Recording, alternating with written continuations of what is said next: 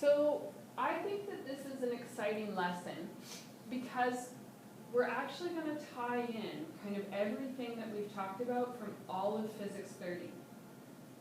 This lesson is the last lesson for our Unit C, but it's almost kind of like the first lesson of Unit D. Everything that we learned in Unit C, we're going to apply to Unit D. And actually everything from A and B as well, we're going to be using those formulas in Unit D. So it's kind of like we almost get to study a little bit for the whole test while we're learning Unit D, because we're going to have to be using all those formulas again, which is kind of nice, right? No, not necessarily. This is the last lesson of Unit C, but it's really more, it's almost like an introduction to Unit D as well, you know?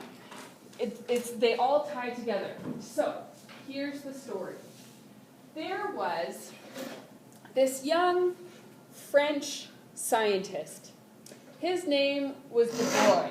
DeBroglie. It's spelled DeBroglie, but it's DeBroglie. Okay? Now, he looked at all of this idea about waves and light. Okay? So we have concluded, I think you can understand from this unit, that waves both, like light, EMR, acts as both a wave and a particle, right? Okay. Now, what he said is, if EMR is a wave, but it can have particle-like properties, can a particle have wave-like properties? That's what he said. His hypothesis was that particles have wave-like properties. Now, this idea is now limited to just thinking about small particles at high speeds. So this is like thinking about an electron moving almost at the speed of light. So that's kind of, he said maybe just all particles, but we're limiting it to that for thinking about his hypothesis. So he thought this, okay? So in your textbook it says, DeBroglie, the young French PhD student, explored this question in a highly imaginative and perplexing thesis. The idea seemed so strange that despite no obvious errors in his argument, the examining committee was reluctant to pass DeBroglie. Fortunately, a copy of his thesis was sent to Albert Einstein, who recognized at once the merit in DeBroglie's hypothesis. So only Einstein was kind of on this guy's side. But there wasn't really any evidence for it, okay? He just thought, like, if a wave can be like a particle, can particles be like a wave? I don't know, right? So it's like an electron, for example. So there were these guys, Davidson and Germer. They were fun scientists too. They're cool guys.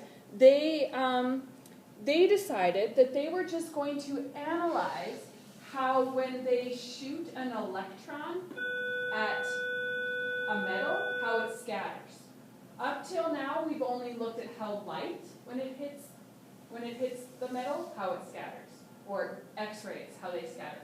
All about EMR. Davidson and Germer were doing experiments testing how electrons, not Howie, how electrons scattered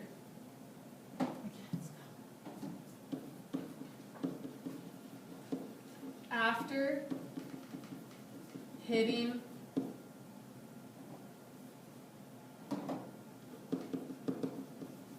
metal and doing double slit experiments, kind of like Young's. So, they observed something very interesting. This is crazy. It's like, this verges on like crazy science. This is not normal science, okay? I show you what happened. So, this is when light goes through a double slit, we see that pattern like that, right? because it's behaving like a wave, and so the waves, like if we think about them crashing together, make antinodes and nodes. Okay, so that's what the light shows us. But then, what these guys observed, when they shot a beam of electrons through the double slit, this is what we would predict would happen. Because up till now, classical physics would say an electron is a particle, so it behaves like a particle. So it will go through the slit and hit the other side like a particle, right? But what they saw instead was an interference pattern, like a wave.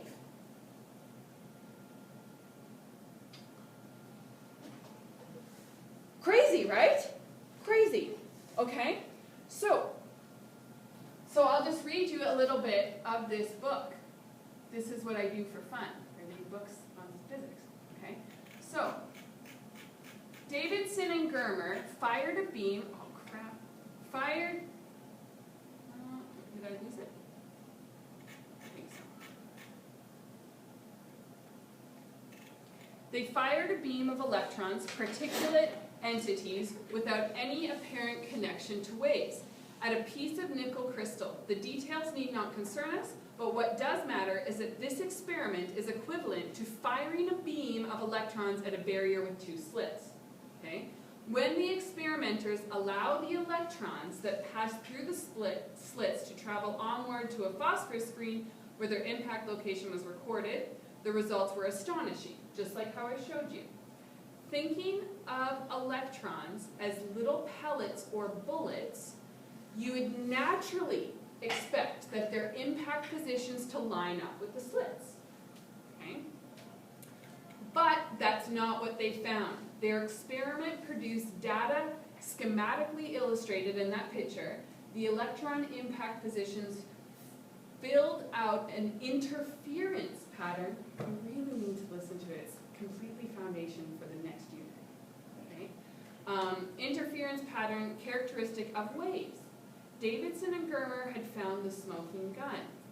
They had, so and just like this is what we would have predicted, but this is what they happened. They had shown that the beam of particulate electrons must unexpectedly be some kind of wave. Whoa. Now, you might not think that this is particularly surprising. Water is made up of H2O molecules, and water waves arise, and when molecules move in coordinated patterns. It's basically saying water waves show water patterns, but water is made up of particles, H2O. We initially imagined that a flood of electrons was firing continuously from the electron gun. But this is where it's really weird. But when we tune the gun so that the first few fires, it fires fewer and fewer electrons every second. In fact, we can tune it all the way down so that it fires only one every 10 seconds. This is crazy. With enough patience, we can run this experiment over a period of time and record the impact position of each individual electron. So we see that even individual particulate electrons moving to the screen independently, separately, one by one, so it's like one goes through, another goes through, they don't get to hit each other. One by one, build up an interference pattern characteristic of waves. So even if you fire one electron through those slits at a time, over say like a day, you will still get an interference pattern like that. But there's no interference happening because the electrons aren't hitting each other. So how is there an interference wave pattern from a particle? It's the foundation of all quantum mechanics. And it is the most relevant and important topic in physics today. Okay? And here's just a little fun fact, too.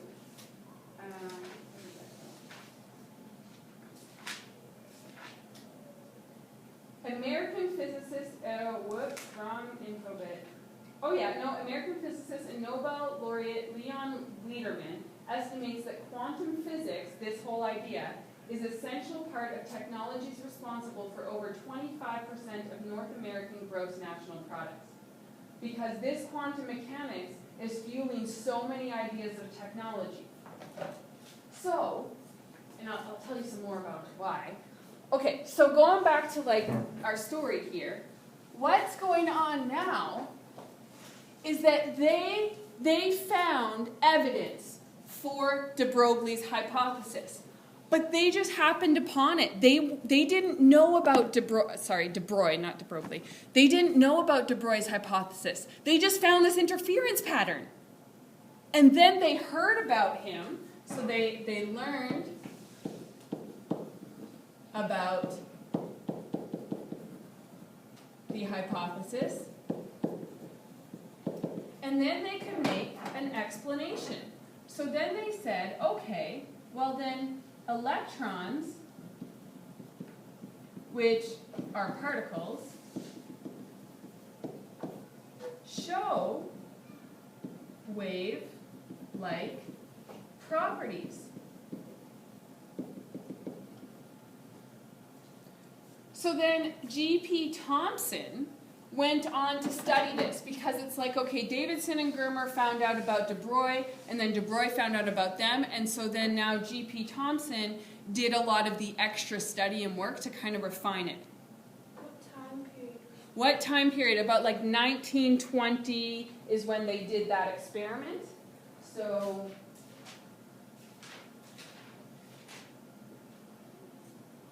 So then G.P. Thomson was doing his work, like kind of refining it, in 1937, 1930s. And Davidson and Thomson then received a later Nobel Prize for their work. Okay? So it's like, we're thinking 1920s, 1930s kind of idea. Okay? So about 100 years ago, which is, you know, quite a lot. So he kind of refined, okay, so he refined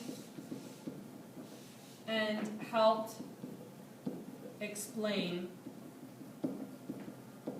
results. Now, the name Thomson should be familiar to you. What does Thomson remind you of? The plum pudding model. That was his dad. J.J. Thomson discovered the electron, and the plum pudding model was what he coined. And then later, his son went on to declare and study that an electron acts like a wave. Whoa! What a legacy. Your dad discovers something and then you go on to explain more about it. Cool, right? I know. Okay. So, then this board, like, because let's go back to that original question. How can an electron be like a wave? Like, why doesn't it just go through those two slits? Why not? Why not? Okay? If it's like, if in the morning you wake up and you have options of like, do I brush my teeth first or do I have breakfast? Do I, hit the snooze button? Do I have a shower? You have options, right? What do you think to yourself what you most normally do when you wake up in the morning? Okay? You know then, if I asked you what's the probability that you will do that again tomorrow, it's probably a high probability, right? Particles are the same way. They're based on probability. Okay? This is crazy. This is crazy. Okay, I'm going to do something else. Probability and the law of physics. If an individual electron is also a wave, what is it waving about? Erwin Schrödinger weighed in with his first guess. Maybe the stuff of which electrons are made can be smeared out in space, and it's this smeared electron essence that does the waving. An electron particle from this point of view would be a sharp spike in an electron mist. Blah, blah, blah. I'm not going to tell you all that. But, okay, so when we locate an electron, we always find all of its mass and all of its charge concentrated on one tiny point. It's not smeared like Schrödinger thought. the wave he claimed, okay, so then in 1927, Max Born, that's our next person, Max Born put forward a different suggestion. One that turned out to be the decisive step that forced physics to enter a radically new realm. The wave, he claimed, is not a smeared out electron. Are you ready? Nor is it anything ever, previously ever counted in science. The wave Born proposed is a probability wave. It can go different ways, and there's different probabilities of which way it will go. To understand what this means, picture a snapshot of water waves that show regions of high intensity and low intensity, like the antinodes and the nodes. The higher intensity, the greater the potential the water wave has for exerting force on nearby ships. The probability waves envisioned by Born also have regions of high and low intensity, but the meaning he ascribed to these wave shapes was unexpected. The size of a wave at a given point in space is proportional to the probability that the electron is located at that point in space. This is the key point here. Places where the probability wave is large are locations where the electron is most likely to be found. Okay? So what you need to understand from that is that how an electron behaves is by chance. Because if there's a probability of something happening, there's chance involved, right? That's the definition of probability. There's got to be a chance of something happening. Just like, so then we can say that about waves too. Like if we think that about EMR, well, what is the chance that say light will act like a wave or act like a particle? Well, it depends how we interact with it, because you know, when we were doing all these studies in our Unit C, we were still just working with EMR, like a laser pointer or whatever, or like light coming from the thing. But it depended on what we did. If we had a polarizing lens or a diffraction grating or a prism, when did it act like a wave and when did it act like a particle? It depended what we did with it, right? And it depends on chance. So this is crazy. Like, it's craziness. Okay? So under here, this is kind of what his probability is like. So we say particles depend on chance for their behavior.